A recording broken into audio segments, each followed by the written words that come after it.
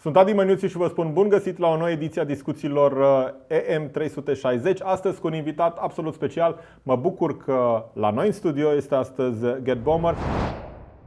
Este atașatul comercial al Austriei aici în România, este consilierul comercial al ambasadei austriece aici la București, unul dintre partenerii comerciali cei mai importanți ai României, unul dintre partenerii comerciali de la care cred că avem foarte mult de învățat în ceea ce privește felul în care facem afaceri, în care ne dezvoltăm relațiile bilaterale și sunt foarte multe de povestit într-un an în care se și sărbătoresc 70 de ani. So, Gerd Bommer, thank you very much for accepting our invitation. 70 years of Advantage Austria. It's actually the structure representing Austrian business here in Romania. It was new for me as well, 70 years in Romania. Wow, so it looks like an amazing partnership. Yeah. It's Advantage Austria. Advantage Austria is Austria's official trade promotion organization, as we are called. So we're the ones assisting Austrian companies in exporting, going abroad, doing direct investments, or also helping them with whatever we can help them here in the country, interventions, negotiations with the authorities and the like. And yes, you're right, 70 years is a long time because our organization was founded in 1946, and in 1950, on the 1st of May, our office was opened up in Bucharest, and the office that was opened up in Bucharest was the 5th office of our organization. So the 5th overall? After London, Paris, Rome and Frankfurt, and this actually shows you also the importance that we put into Romania, because we do have nowadays more than 100 offices worldwide. And in this sense, Romania has a very high importance, is in the top 15th of everything we have, like export destinations, export destination for Romania as well. Be it the investment destination, 2 of the 3 biggest investments ever done by Austrian companies abroad have been done here in Romania. So Romania has a very big importance for us. I'm happy that I am able to, since 4.5 years, to run the office here in Bucharest. And we've done a fabulous job, which has calmed down a bit since about 6 months, but that's the situation it is. I think the situation will soon improve, so at least we should keep our optimism. It's what keeps us alive anyway in business. You do a lot of adjacent activities within Advantage Austria.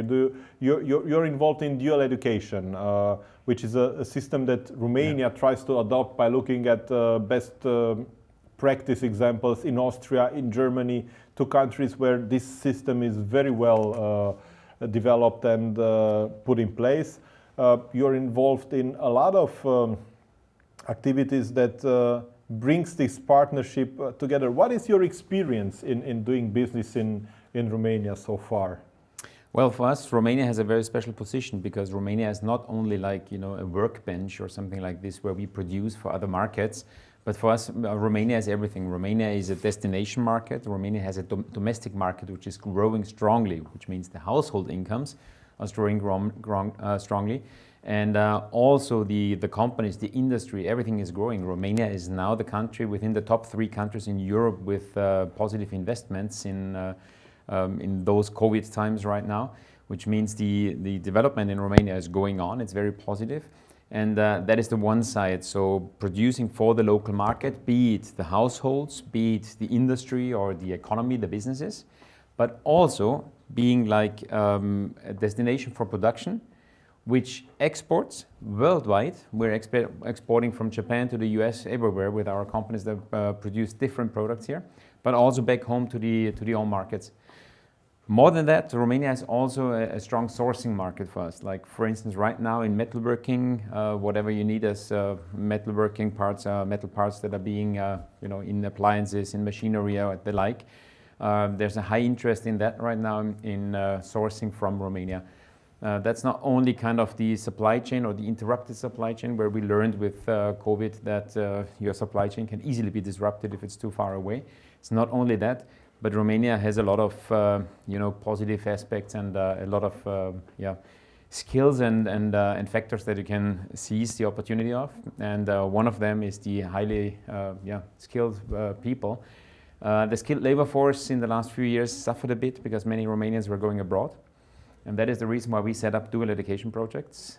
It actually starts there that our organization in Austria is the official one that sets up all the, or monitors, manages, and audits all the dual education sector in Austria, which is a state task that has been actually transferred to us as an organization.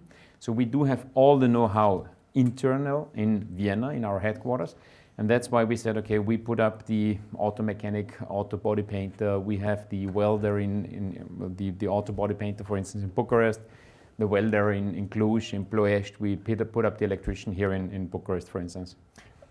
Which are actually positions that the companies might use right away, because there is a lack of such specialists. And again, this should encourage Romanian companies to do the same, because there is a constant discussion in Romania about the fact that we don't have enough skilled workforce, that a lot of, okay, not only the brain drain, but also the blue collars, not only the white collars. So what should we do?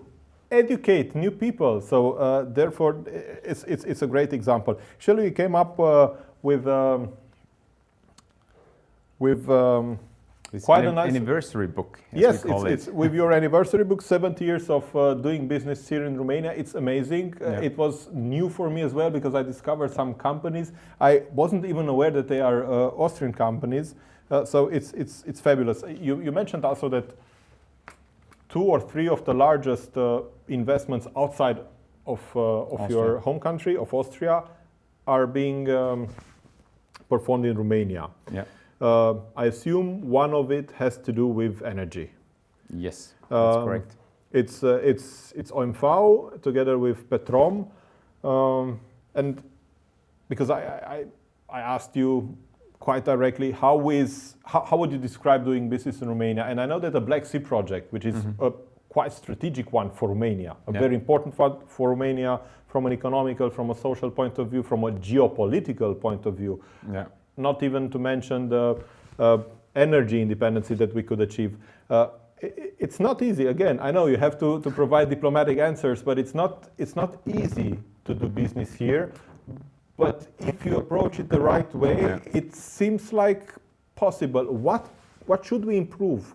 I mean, it's not like a patronizing lesson that I'm asking you now, but I think we should accept that there are lessons that we should accept and learn and be better from now on. Yeah. What should be the first, if looking at the Black Sea project, for example? I mean, what the companies actually face as kind of a real challenge is like the transparency, the predictability, stability in the measures being taken, so what the government takes. But we have seen in the last few months, we've seen a strong push forward towards a much more straightforward communication. A push forward towards, if you talk about the Black Sea project, there's the legislation that has to be done. I mean, I guess we will have to wait another few months for the legislation to be implemented. But a lot has been done, and there came a law out now for the red tape, you know, that some kind of, in company formations and mergers and acquisitions, that some things actually work easier. And the government is right now working on it. But stability, predictability and transparency is what you need. Because as I always say, there's Austrian companies that produce energy drinks, for instance. If we talk about energy drinks, they work in more than 180 countries in this world. They all have different systems, different legislation, different approaches, different culture. Everything is different, and the company is successful in every single market. So that actually means as a company, you don't need a very favorable system that is made for you personally, for your company, for your product, but you need something that is stable, predictable, where you can say, okay, I can work with those parameters. And when you have the parameters and they work well, then you can set up a successful business. For the energy project that you talked about, this is not only going to be a game changer for Romania, this is going to be a huge game changer for all of Europe, for the European Union. It's the energy supply, because you have combined it immediately with Brua, the pipeline that will also bring Black Sea gas into Central Europe and Western Europe. And that is a game changer for our supply security, because sometimes we hear that the supply is too one-sided in Europe, and there is now certain pushes forward to have supplies more diversified, and Romania could take a very important part in that game. So it's very interesting that you mentioned transparency, predictability, stability, because these are apparently not difficult things to achieve. It's not like asking for a special fiscal status, for a special condition, for a favorable legal framework. it's about being stable and constant about what has been already decided. So apparently this should be very easy, but in some parts of the Balkans, this is not always as easy as it is said, unfortunately. But I think we have to accept that we have to improve, because we can improve, and as you mentioned, some steps were made. Can I give you one example? Please. I've been working abroad for more than 20 years by now in different areas, different continents, 3 different continents, 6 different countries. And I came to Romania and I was faced with emergency ordinances. I didn't even know more or less what an emergency ordinance is. I had to read about it because in Austria, the definition of an emergency ordinance, when you can apply it, is so strict that I didn't know it. Only for COVID, they came up with an emergency ordinance where they said, okay, in case that this and that doesn't work, we have an emergency ordinance. So that is something that you actually should do. You should have a dialogue in developing, be it ordinances, laws, whatever it is, have a dialogue with the companies. The companies will not ask the government for the most favorable solution or most profitable solution for them, but the companies will tell the government what is actually implementable.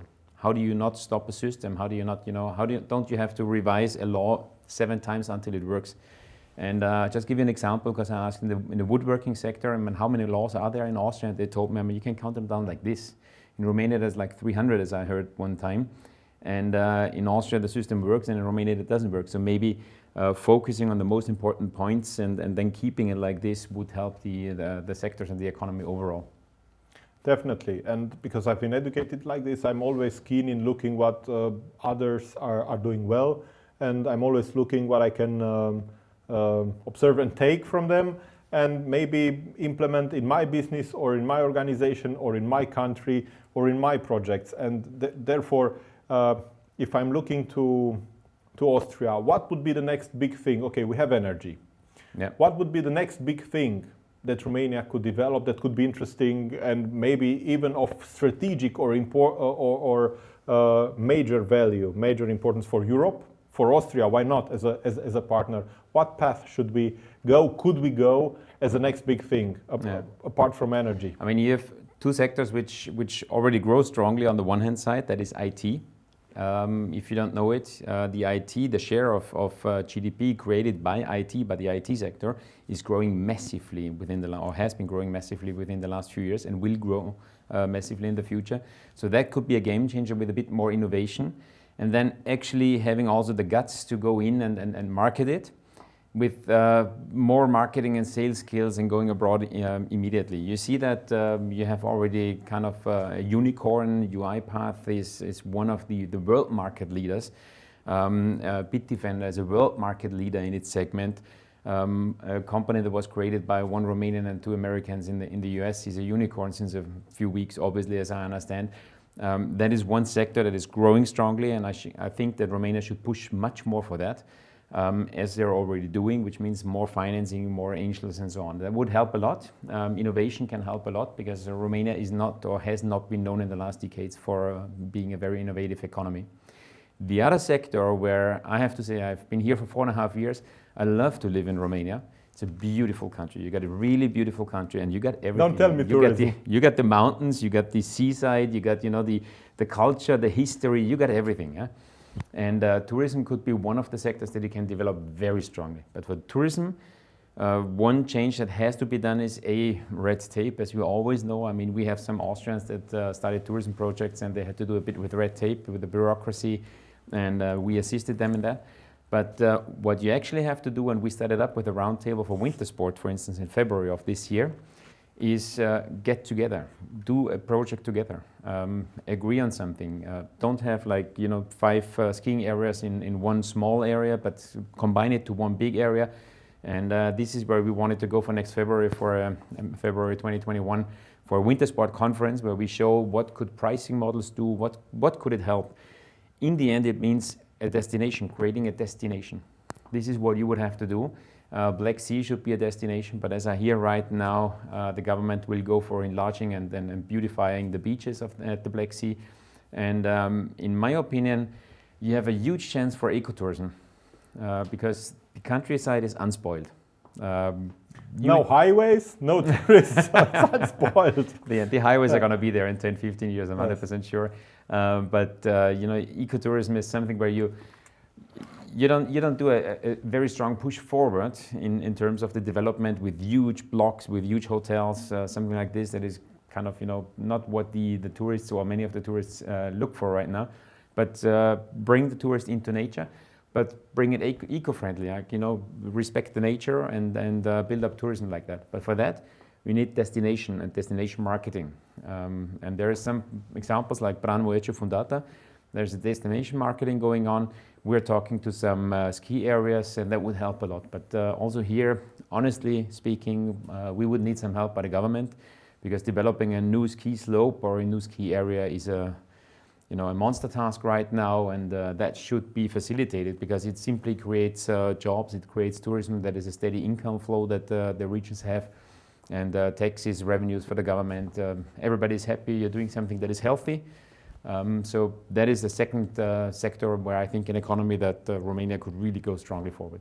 So IT and tourism. I don't know about IT, but I know that in terms of tourism, we could learn and take some already learned lessons from Austria. And I know you're here to basically develop the partnership, to represent Austrian businesses, or to present them with the potential that Romania has.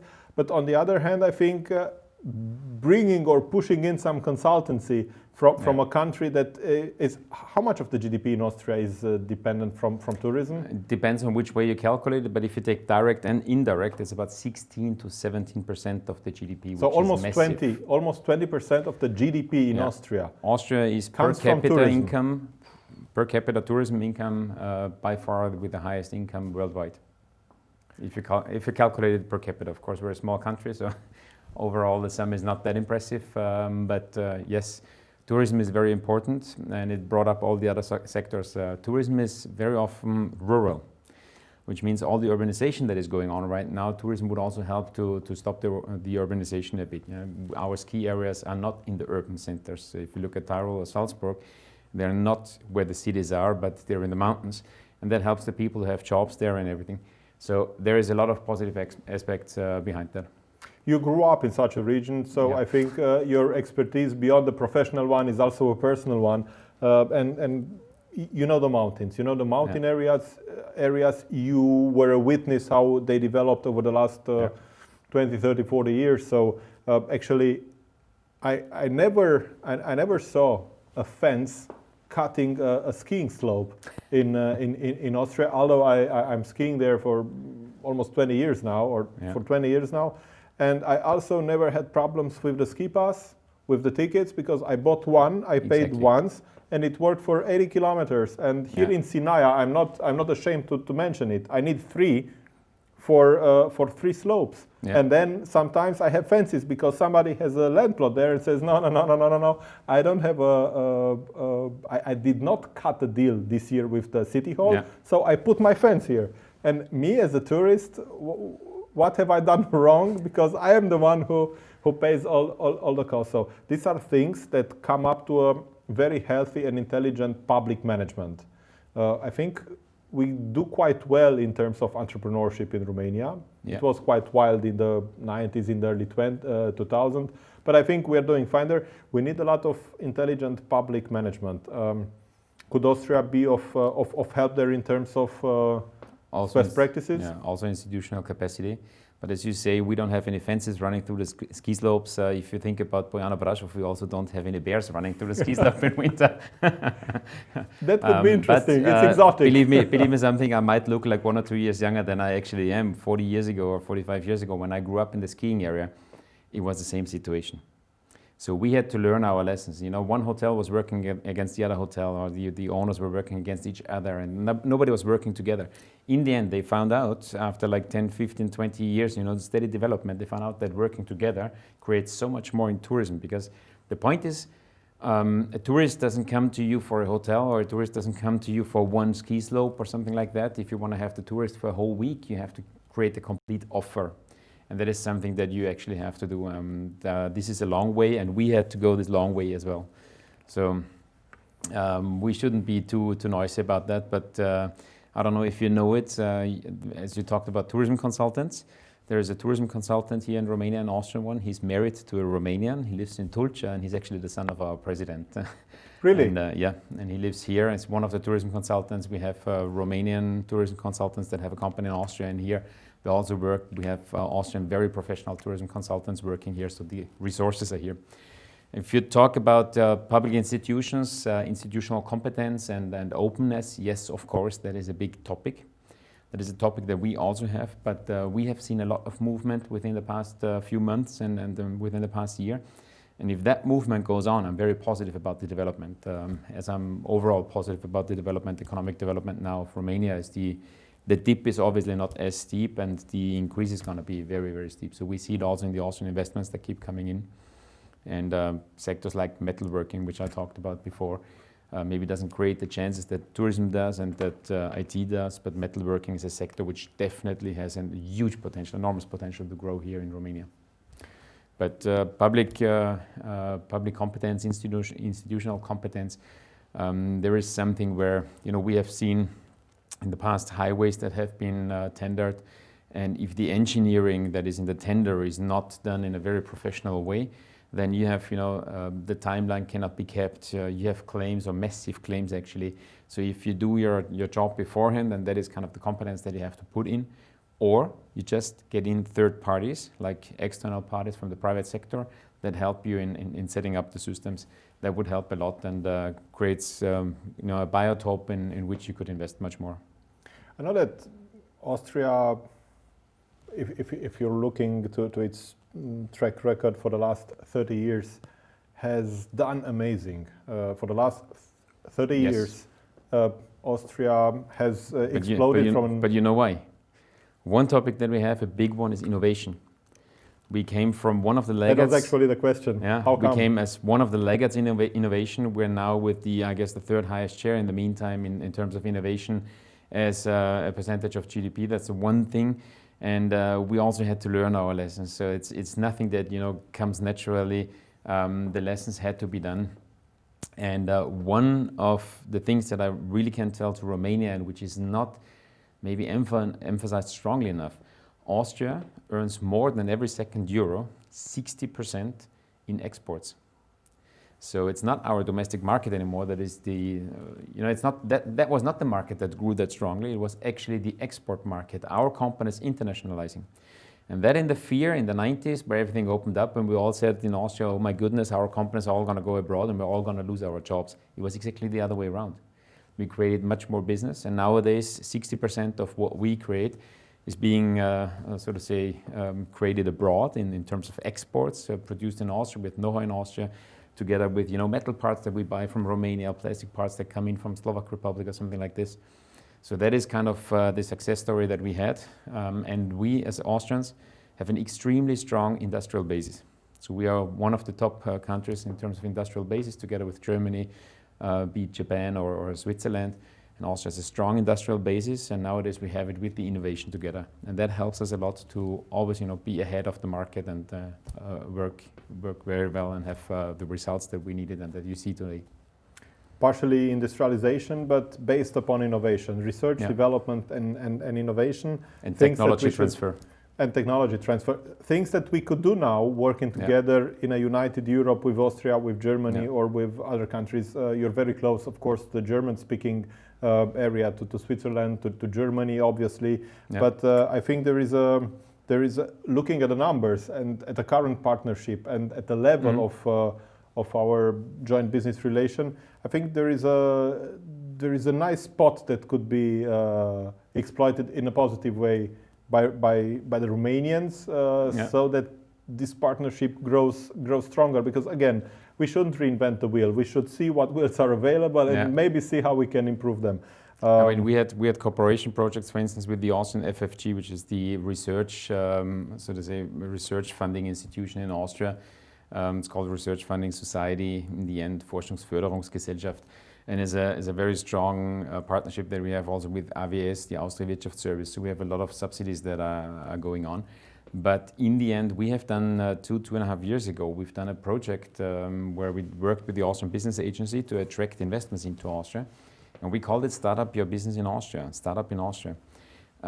We targeted startups, but not for transferring them from Romania to Austria, because that doesn't work. You know, you have such a strong basis in IT companies, in technology terms, that this should stay here. But we said, okay, if you want to tap a 100 million population, German-speaking market, go to Vienna, use the marketing and sales capacities of ours, of our companies.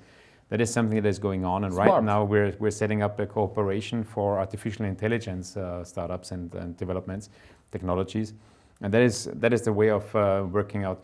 The borders today, especially within the European Union, are not borders anymore. They're I can just give you an example. You speak German as well, so the word of interface in German is Schnittstelle, which is exactly the opposite in German.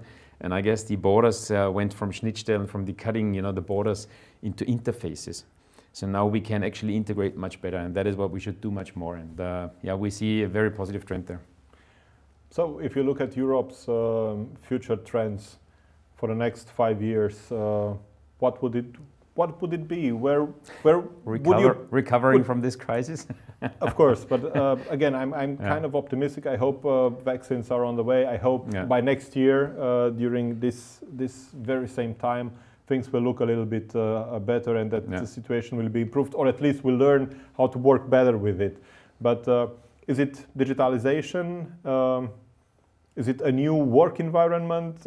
Is it definitely IT? Of course, all impregnated with innovation. Where would you put your money on for Europe's new trends for the next 5 years?